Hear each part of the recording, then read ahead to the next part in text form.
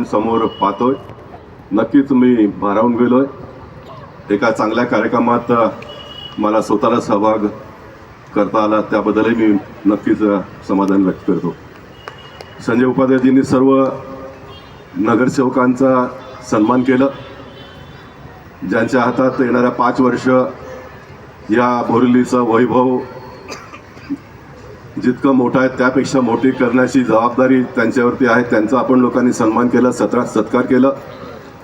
अनेक क्षेत्रामध्ये ज्या ज्या लोकांनी चांगलं काम केलं अशा सर्व कलाकारांचा देखील त्यांनी मराठी भाषेचा मान सन्मान वाढवण्यासाठी आपण सर्वजण इतक्या मोठ्या संख्येत इथं या कार्यक्रमासाठी आलात, कारण सर्व नियोजन केलं आणि लोकांनी त्याला प्रतिसाद दिला नाही तर त्याचं काहीच महत्त्व नसतं. परंतु या कार्यक्रमाची शोभा आपण लोकांनी वाढवलं, त्याबद्दल मी आपण सर्वांचंही पुन्हा एकदा मनापासून अभिनंदन करतो.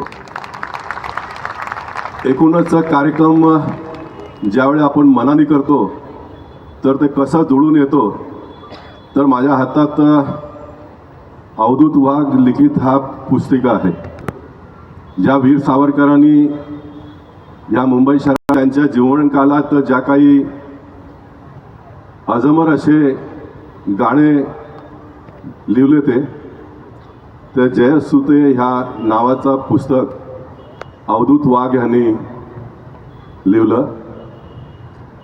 या पुस्तकाचा मुखपृष्ठात वाघाचा चित्र अंकित केलेलं आहे आणि मराठी भाषेला ज्या माणसांनी उंची प्राप्त करून दिली असे कुसुमाग्रजांचा आज वाढदिवसानिमित्त हा कार्यक्रम होणार, म्हणजे एकूणच सर्व तिथी म्हणूया किंवा जे काय ते सर्व जुळून आलेलं आहे.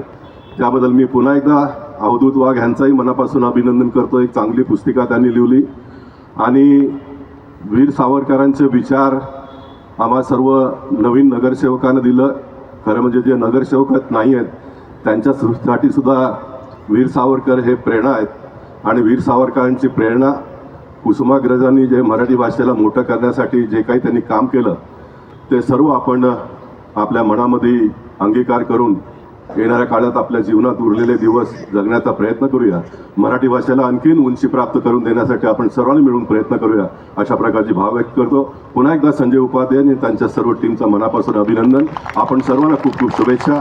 धन्यवाद. भारत माता की जय. जय महाराष्ट्र. जय श्रीराम. विश्व हिंदू परिषदचे प्रवक्ते श्रीराज नायर यांचं स्वागत दिनेश झालाजी करतील. यांचा